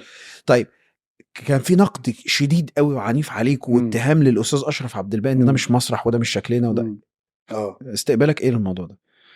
بص هو وانا ساعة العروض وكده ما كنتش بصراحة يعني مركز او خالص. سامح حاجه لا خالص. على هو بركه كان الله. استاذ اشرف هو اللي بيتصرف، هو يعني اللي متصدر. هو المتصدر بقى، آه. هو الموضوع بتاعه. مم. فانا ما كنتش مش يعني مش ده اللي شاغل لي بالي دلوقتي. انا مم. مبسوط مم. واحنا مبسوطين والمسرح مليان على الاخر، والناس اللي بتيجي دي بتطير من السعاده. مم. المسرح بتذاع في التلفزيون والناس في الشوارع طايره بينا، وده اللي انا مركز فيه. بس على بس بركه الله. خلاص. اول عربيه جبتها كانت ايه؟ أول أول عربية أنا اتجابت لي، يعني ما جبتهاش. اتجابت لي اتجابت لي من مين يا معلم؟ من المنتج اللي هو كان طب كويس موجود الحمد لله، لان في كنت قلت كان واحده كانت صاحبتي لا كانت هو أنا عايش كده بس تاخد بالك انت العنصر النسائي فعال في حياتك. طبعا لازم، ما شاء الله والله لازم. ماشي كمل. بس على فكرة يعني آه. مش قوي والله، مش يعني قوي احنا من الناس اللي لايصة والله. والله. والله ليه لايس ليه؟ يعني ما فيش حاجة قوي زي ما انت فاكر والله، كلها حاجات من على الوش من بعيد وحياة ربنا. ماشي. يعني سناجل اللي احنا انت سناجل. اه انت اه سناجل. والله. انا هعمل نفسي اعمى وما شفتش اللي انا بشوفه. فيا رب بعد الحلقة دي حد يبقى قدرنا وربنا يكرمنا.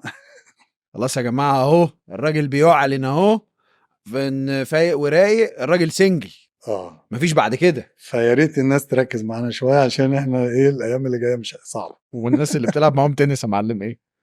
حبايبنا اخواتنا بس. ماشي.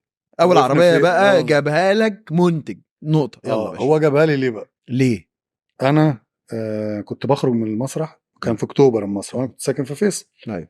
فكنت اخرج الجمهور مستنيني، فانا بخرج اركب تاكسي، فاهمني؟ فكانت الناس تقولي ازاي يعني شايفيني نجم بقى. أيوة. بس ده قبل يعني، ده في انهي حته؟ ده كان في قبل ما تبقى الموضوع جامد قوي قوي قوي في التلفزيون يعني. ماشي. فالجمهور يستناني، الجمهور يستناني في خارجته، خارج بالعربيه، فلاك واقف شاف الجمهور واقف عايز يوصلني. فمش حلوه بقى، هو شافها مع تقريبا اثرت فيه. فكلمني قال لي تعالى لي بكره مش عارف ايه، خد الفلوس الفلانيه وهات العربيه الفلانيه دي.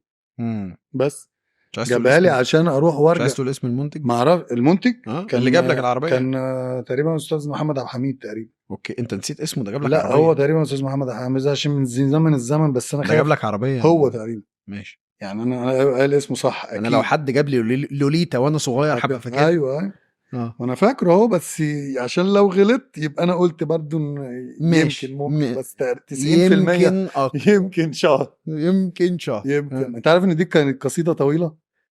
ده صحيح، انا كنت اسالك فيها. طب ما تقولها بقى. دي كانت انا مألفها، هي اصلا طويله. دي تأليفك بالظبط يا ابن اللعيبه. وبقولها على بعضها، ودي اكتر حته اتشهرت فيها، نجحت فيها او لمست الناس في حاجه. طب يلا بينا نقولها. كان اسمها نص حاجات. نص حاجات. يلا. كنت بقول له ايه؟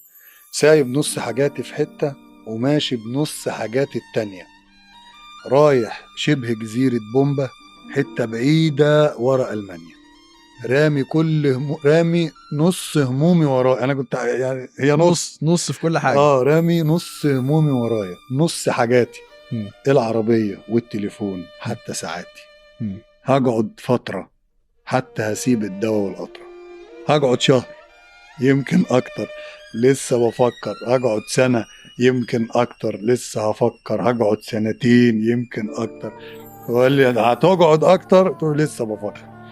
ولما تلف الدنيا تعدي وانت ماشي بعربيتك هدي تحت الكوبري بتاع الجيزة، يمكن تلمح شاب بيعرج دقنه طويزة عشان تمشي مع الجيزة. اطلع هو ايوه انا هو نفس الفولة، وارجع تاني لنص حاجاتي الأولى. فاهمني؟ بس ده بنت عسل. هي بقى اللي اتعرفت فيها هقعد شهر. يبقى اي حد مسافر بره يقول لك هقعد شهر، يمكن حد مبسوط في مكان يقول لك هقعد شهر. بس خد بالك انت، يعني ده فضل ونعمه من عند الله انه حاجاتك كلها سافرت، مش نص حاجاتك. بالظبط. يعني حاجاتك كلها مش النص. حاجاتك كلها سافرت. يعني توفيق من عند ربنا. سبحان الله. وانا بشتغل من القلب. لا يا حبيبي، لا مش انا. انت فاكر ان انا؟ لا مش انا. دي برضو من المسرحيات اللي علمت جدا مع الناس. سبحان الله. لا حاجات كتير، لان انت من قلبك شغال، من قلبك عايز تفرح الناس بجد وتشتغل للحتة دي. مش فكرة انا بشتغل عشان حاجة بس. كانت العربية اللي جابها لك كانت ايه؟ فكرة؟ بس جابها لي العربية اقول نوع عادي. كانت فيرنا. فيرنا. لا ده انت جاي برنس على طول. ليه؟ سنة كام ده؟ سنة كام؟ والله ما فاكر، يعني زمان قوي. 2006. مش هبارك لي عليها ولا ايه؟ بس نسيت تبارك لي. لا ما هبارك لك والله. تاني هنعيدها من تاني. ماشي. العربية كانت ايه؟ كانت اقول نوع عادي. كانت فيرنا. مبروك، الف مبروك. تاني. لا تالت يلا. تالت مرة عشان هتظبط. ماشي. العربية كانت ايه بقى؟ كانت فيرنا. ده طبعا هتزعل الاعداد دي تعمل فيها مقلب. بس كانت فيرنا. مش فاكر سنة كام. كنا في تياترو مصر.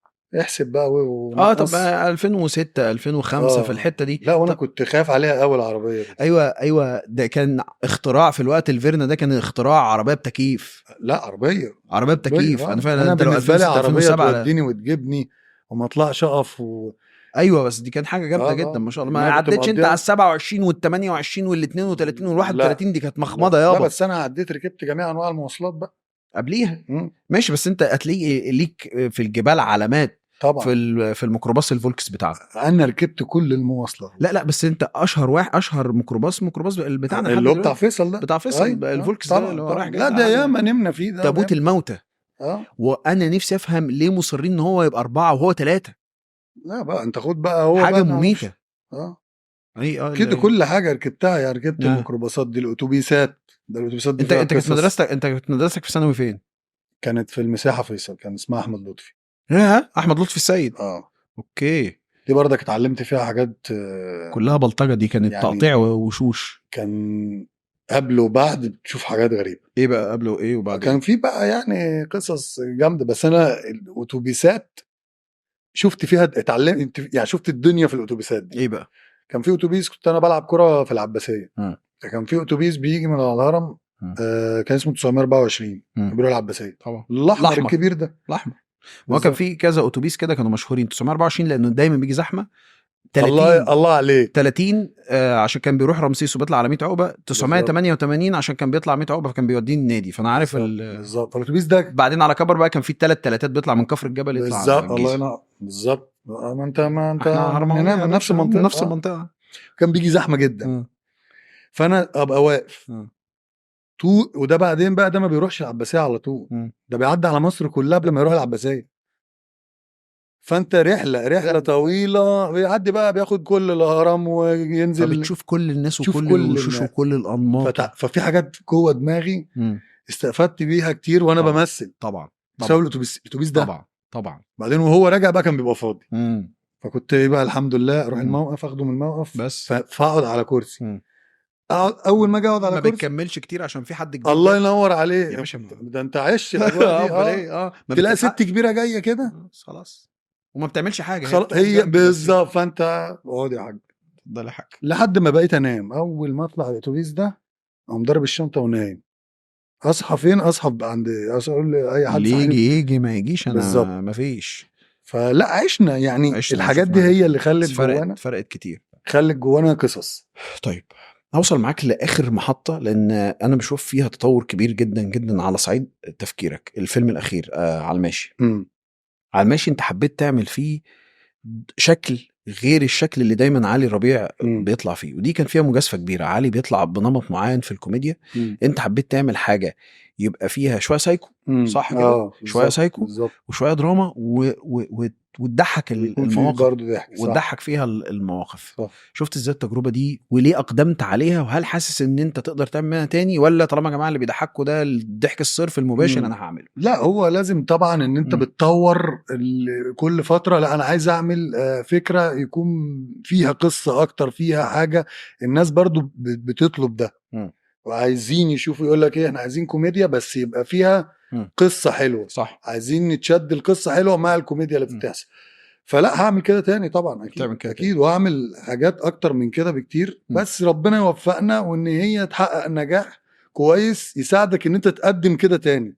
مش مخضوض عالي من ان انت دلوقتي بقيت نجم افيش ونجم شباك وتحجز لك تذاكر ويبقى يتحط عليك فلوس كتيرة ويتحط عليك ضغط لانه بقى في معاك ممثلين وجمهور مستني؟ هي فيها ضغط طبعا وفيها مسؤولية ان انت دايما تبقى عايز تنجح ودايما عشان خاطر تستمر في الحاجة اللي انت بتحبها وعشان خاطر تبقى بنفس المستوى اللي انت فيه والناس تفضل مبسوطة منك وتفضل بتعمل وشغال. بس يعني ما خليش ده يضغطني قوي. يضغطكش يعني انت بتحب تستمتع بالحاجة اللي انت بحب استمتع. انا قلت لك من الاول انا بمثل عشان الناس بتسقف لي. فطالما الناس معايا واروح الاقي السينما مليانه والاقي الناس مبسوطه وانا بنزل اتفرج مع الناس. أيوة. ما باخدش الكلام اللي بيتقال ده على النت ده لو قالوا ايه والله لا لا لا لا, لا ولا ليا دعوه بيه ولا كانه شغال. تدماغ عليه برضه. لا انا بروح انا الفيلم الاخير ده رايحه 7 مرات. 7 مرات وسط الجمهور في سينمات مختلفه واشوف الناس مبسوطه لحد فين عشان تقيس عشان اقيس نفسي. طب اللي انا عملته ده صح نص نص غلط خالص. برافو عليك. فبروح كتير بقعد وسط الناس. لا والمسلسلات انت شلت كميه مسلسلات الفتره اللي فاتت. انا عامل 13 مسلسل تقريبا. صحيح. ايه الفرق ما بين الاثنين؟ انت بص خد بالك انت عرفت تعمل 3 حاجات ودي صعبه مش كل الناس تعرف تعملها. ان هو يعمل مسرح يبقى مسرح جامد يعمل سينما وتبقى سينما جامده وكمان يعمل فيديو يعمل بالظبط الحمد لله مسلسلات. انت عرفت تعمل ال3 بفضل الله الحمد لله. لما بتشوف نفسك اكتر حاجه مستمتع فيها ايه؟ المسرح طبعا. عشان رد الفعل طبعا. لا المسرح انت بتتكلم المسرح ده هو الفن كله. انسى. طيب انت جمهور قدامك. في مسلسلات منها نجحت كتير. ايه اكتر مسلسل؟ سك على اخواتك. وقبليه كان لهفة بس ده كان بطولة دنيا سمير غانم واستاذ سمير غانم. بس انا كنت حلو فيه قوي. ايوه واخد مساحه كويسه. وبعديها عملت مسلسل صد رد كان دمه خفيف قوي ساعتها. سك على اخواتك جه بقى كان اول 3 مسلسلات في رمضان. فده من العلامات يعني اللي انا بحبها. جاي في ايه بعد كده؟ ايه اللي جاي؟ اللي جاي ان شاء الله بعمل افلام دلوقتي باذن الله. يعني شغال على كذا فكره كده باذن الله ان انا عايز اعمل حاجات برضو يعني ايه تضحك قوي وتبقى مع غريب يعني ما تعملش شبهها قبل كده. وشغالين على الموضوع ده ان شاء الله. عندنا مشروعين كده باذن الله ربنا وان شاء الله باذن الله نخشهم قريب باذن الله ويكسر الدنيا. اهم حاجه عجبتني قوي اغنيه كتاكيت. كتاكيت كتاكيت كتاكيت وسطلان. كتاكيت، ما انا جاي لسطلان بس اخدها بكتاكيت لان كتاكيت في كده الاخرانيه. اه بيبقى ليك تدخل في موضوع الاغنيه بتاعت الفيلم ولا مش بتاعتك يعني ولا كبر دماغك؟ لا هو انا ببقى عايز اغنيه فبقول مثلا القصه بتدور في كذا والمشهد المفروض يبقى الاغنيه فيه بتتكلم عن كذا كذا كذا كذا، وبنقوم بقى باعتين للناس اللي هي ليها في الحته دي وبيجوا لنا باغاني احسن اغنيه بنختارها وبنعملها. حلو. وليها قصص، يعني مثلا اغنيه سطلانه دي نروح بقى لسطلانه. السطلانه دي ايقونه فرحه جمهور النادي الاهلي ببطوله افريقيا وانت اهلاوي صرف. ما ده اللي فرحني. فدي لابسه في قلبي دي، انت كان احساسك ايه بقى؟ فرحت فرحه مش طبيعيه لان انا اهلاوي. فانتوا فرحتي فرحتين، يعني الاغنيه بتاعت الفيلم ضربه كده وان الاهلي هو اللي فرحان بيها. فانا فرحان بقى اهلاوي. فلا كانت طبعا فرحتين. انعكاس ده على الفيلم كان ايه؟ انعكاس الاغنيه نفسها، نجاح الاغنيه نفسها خلت الفيلم بص هو ربنا ما يضيعش التعب. واحنا تعبنا في الفيلم وبذلنا مجهود كبير جدا في الفيلم. والفيلم دوت من الافلام اللي عملت ايرادات في الخليج كان رقم 1 ساعتها. كان في العيد الصغير كان رقم 1 في العيد الصغير. وفي مصر كان محقق ايرادات كويسه بس ما كانش رقم 1. ماشي. كان تقريبا الثاني او الثالث. ماشي. جت الاغنيه دي زي ما بيقولوا كده ربنا عايز يعني يفرحنا ان احنا تعبنا ويفرحوا بزياده. فالاغنيه دي خلت الفيلم الناس تفتكر الفيلم وتتفرج عليه تاني وتالت لما ينزل. ما بعتش لطاهر محمد طاهر تشكره؟ لا قابلته وشكرته. لا احكي لي. طب انت قابلته هنا بالصدفه والله. هنا في النادي. كنت ماشي وهو جاي ايه ده بتقابلنا. قعدت طبعا قلت له انت عملتها دي صدفه ولا ايه؟ قال انا كنت سامعها وحبيبها وجات معانا كده. نص ايرادات الفيلم نص ايرادات اليوتيوب تطلع على طاهر. يستحق. طاهر صاحب. لا يستحق. لا هو ايه اللي يستحق؟ ان ياخد ايرادات طبعا. طب اديله في الكتمنص. وانا باخدها اصلا ايرادات الفيلم اصلا ما مالكش انت ده بتاخد. هو لو يعرف ياخد من الحاج احمد السبكي حاجه يجي. لا اخر حاجه خدتها من الحاج احمد السبكي ما خدتهاش. لا بس والله هو في الحته دي معايا كويس جدا والله. اللي يقول لي عليه يديهوني. فيقول لك يا علي ما تشطحش لفوق. لا عشان اللي هنتفق عليه هديهولك. بنتفق. ماشي. بنتفق واللي اتفقنا عليه بنعمله. ايه اكتر حاجه نفسك تعملها؟ ده اخر سؤال عشان اختم معاك. ايه اكتر حاجه نفسك تعملها؟ ولا في الفن؟ في الحياه، في الفن، في اي حاجه. يعني لما سالتك السؤال ده ايه اكتر حاجه في بالك؟ في الفن اكيد ان انت عايز ان انت دايما تاخد فيها خطوات اعلى من اللي فاتت. والاعلى مش انا ما بقولش الاعلى دي ليا، بقول الاعلى في ان الناس تبقى مبسوطه اكتر. عشان بس انا ما بعملش حاجه، انا ما بمثلش لنفسي. انا بمثل حبا في حب الناس فيا. ماشي. عشان دي اهم حاجه. ده يعني انا دي بس اللي نفسي اقولها. عشان انت بتحب تنزل تمشي في الشارع فتلاقي الناس بتقابلك بشكل كويس انا الناس في الحمد لله في الشارع بيحصل معايا حاجات انا ما بحبش اصور وانزل الناس بتعمل ايه. يعني قليل لما بعمل كده، ممكن حاجه بقى لو في جامعه بتاع. لكن الناس الحمد لله شايلالي جدا وحاسه بيا، حاسه ان انا، وبتسمعها بقى من ستات كبيره، من الناس تقول لك انت يا ابني انت بتفرحنا. الكلام ده ولا فنفسي افضل افرح الناس دي. وانت ليه ما بتخرجش بره زايد؟ بجد والله. يعني مش بص انا زمان انا عشت طول عمري بره زايد. طول عمري بره زايد. فين بقى؟ في فيصل والهرم وامبابه والجيزه والدقي. ما يعتبر امتداد زايد يعني. يعني انت قصدك بقى التجمع والحته دي؟ لا احنا مالناش بقى في ليه في حروب بالنبل ما بين التجمع وزايد؟ عشان بعيده. هم بعيد قوي. بعيد قوي. ليه نروح؟ احنا عايزين ايه يعني؟ هنروح ايه اللي هيجرى هناك يعني؟ فلما حد بيكلمك هناك في التجمع ما فيش بقى. ماليش، ما احبش. هو لو في تصوير بروح عشان تصوير لازم مشهد معين بنروح. انما بقى اخرج يعني انت هتخرجني خلاص خلصت. في الاخر بنقعد احنا برضه في نفس المكان نتكلم نقول نفس الكلام. واصلا انت بتقعد مع نفس الناس في نفس المكان في نفس الحاجه. فانت اصلا ما وبعدين ده انت يا راجل رحت جامعه القاهره عشان خاطر قريبه. بالظبط. هتقول لي اروح التجمع؟ لا انا ما بحبش بصراحه اخرج في المسافات البعيده دي. في اشاعه خرجني بسرعه. في اشاعتين طالعين عليك.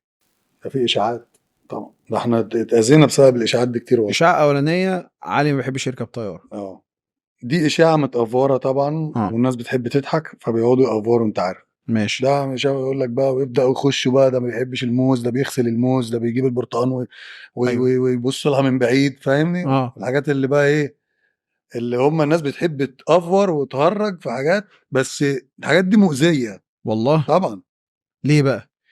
يعني حوار الطيارات ده انت بتقول ايه؟ يعني انت لما بتقول لي مثلا انت ما بتركبش طياره، عايز توصل لمين ايه يعني؟ انت مش عايز، انت عايز انت تقطع عيشي؟ عايز ايه؟ مش عايز يجي لي شغل مين بره؟ اللي ما بيركبش طياره؟ انا بركب ما طياره. بنركب ورحنا وعرضنا بره 100 مره وكل حاجه ومفيش مشكله، وانت عشان حصل موقف فانت خلاص هو لا، ما بعديها ركبنا كتير وبتاع. فانا يعني مش للدرجه دي خالص.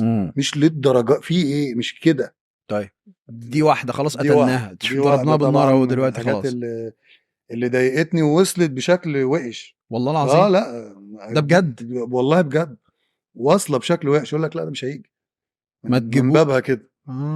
فانت بقى يعني انا ما اعرفش مين عايز يوصل كده يعني. اذا في بودكاست فايق ورايق، علي ربيع ينفي علاقته بالطياره بشكل سيء. علي ربيع بيحب الطيارات بالظبط. علي ربيع كل يوم بيركب طياره بالظبط. علي ربيع مكان ما فيش مكان في الباسبور مش مختوم من كتر السفر.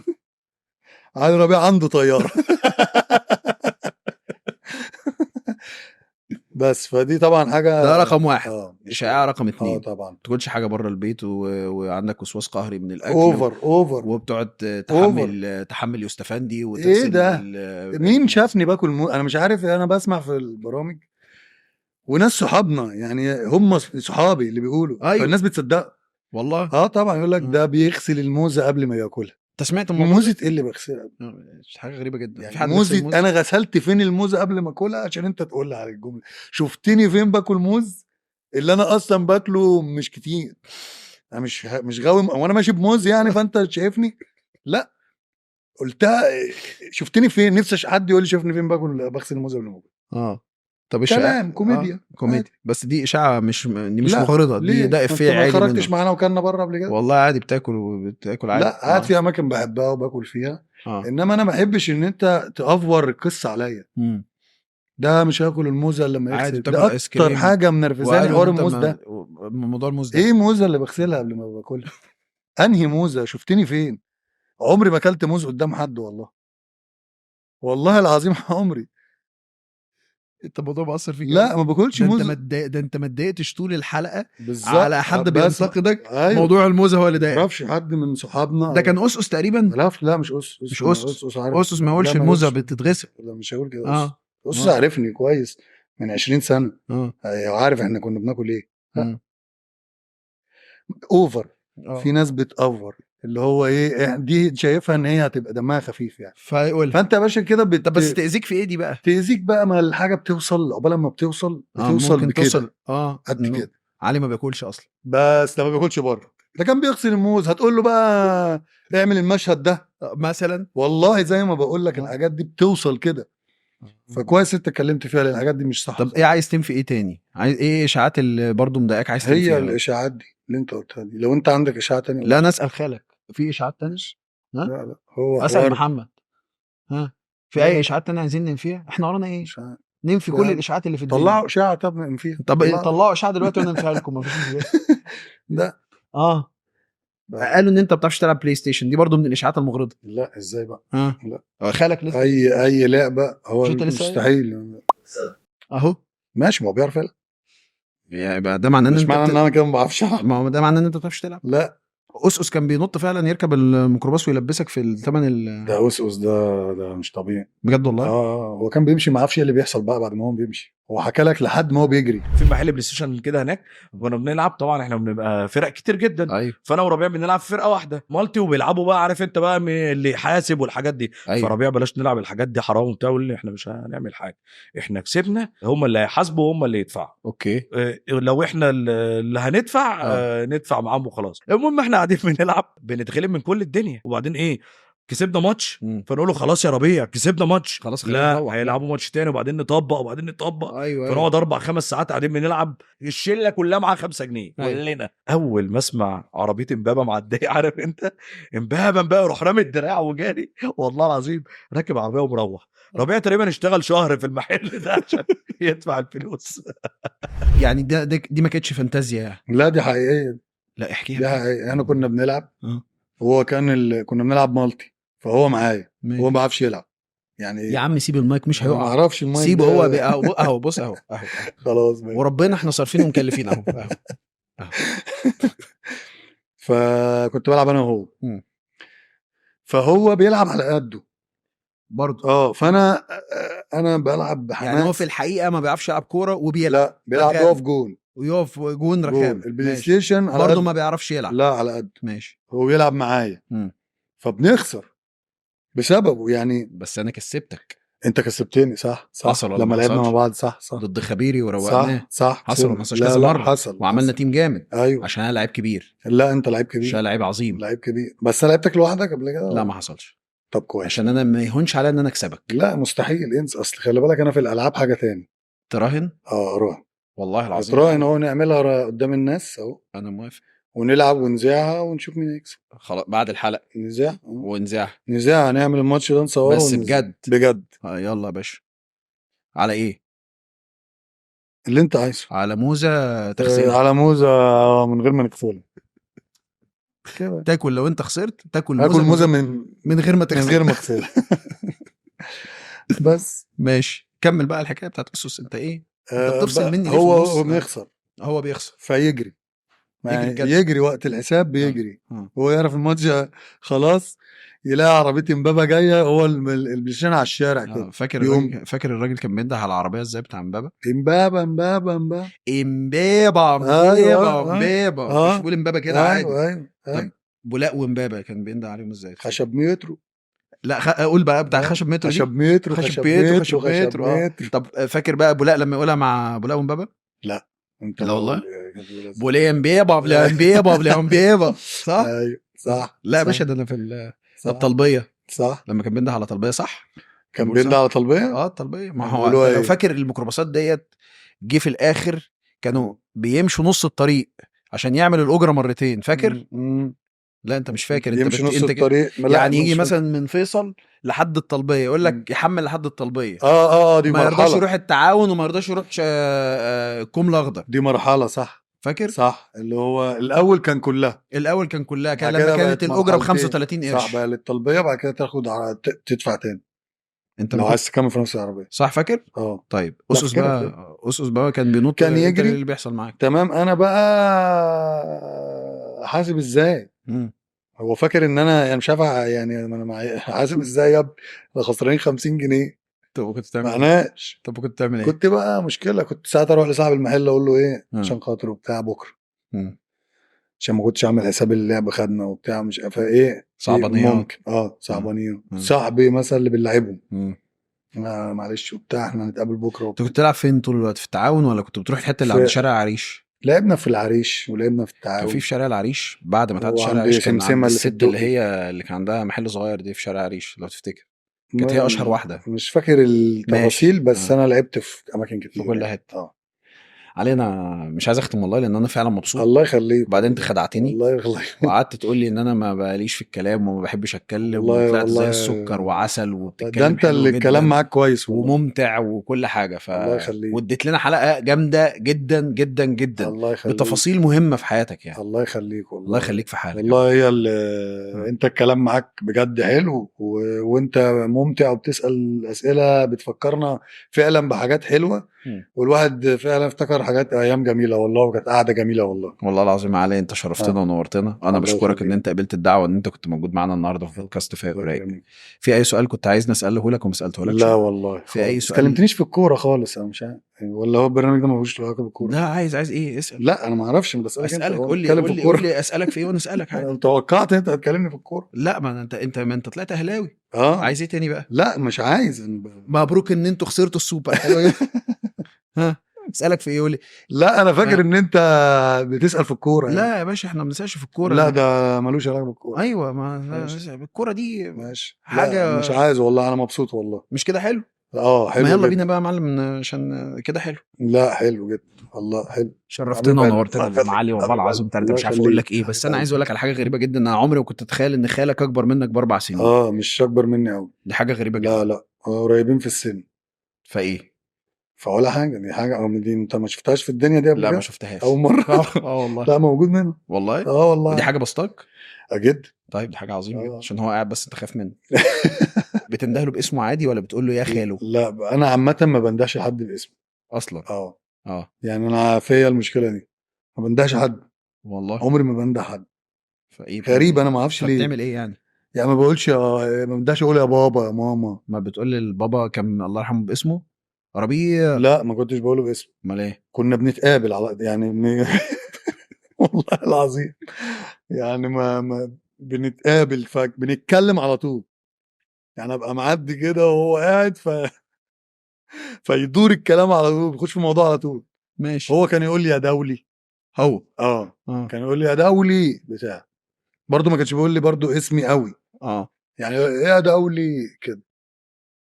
وعشان هو برضه ايه اسماعيليه والكلام ده وبتاع، فايه كلمه دولي دي هو تقريبا واخدها من اسماعيليه. فانت خالك ما بتقولوش يا خالو، لا عمك ما لا ما بتقولوش يا بحدش عم، بقول له، عمتك ما بندهش باسامي، ما انا بتندهش بخش حد في المواضيع على طول. انا ملاحظ صحيح انت ولا مره قلت يا ابراهيم. شفت؟ حاسس ان انا قاعد بقول ده مش هبح صح. اللي هو عادي ايوه احنا مش بنتكلم مع انا ما بعض اعرفش ليه وانا عمال والله. اقول لك يا علي يا علي يا علي. لا انا ما اعرفش ليه الموضوع ده فيا. خدته من ايه او ليه مش عارف، بس انا ما بعرفش انادي لحد، ما بناديش يعني، بخش في المواضيع على طول. ده شيء عظيم. انا حاسس ان احنا بنبتدي الحلقه من اول وجديد. شرفتنا ونورتنا الله علي يخليك والله العظيم. حبيب قلبي والله. قول لي بقى ابراهيم. حبيبي ابراهيم والله. حبيبي حبيبي ابراهيم والله والله حلقه جميله. متالق وربنا يكرمك ان شاء الله باذن الله في الفتره الجايه ان شاء الله. دي كانت حلقتنا الجامده جدا جدا جدا مع علي ربيع اللي نصب علينا وقال لنا ان هو ملوش في البودكاست ولا له في اللقاءات وما بيحبش الكاميرا وما بيحبش يتكلم قصادها، وطلع جامد جدا جدا وادانا حلقه جامده جدا جدا جدا. لقيتها خلصت. اشكركم شكرا جزيلا ونشوفكم في حلقه جديده. سلام.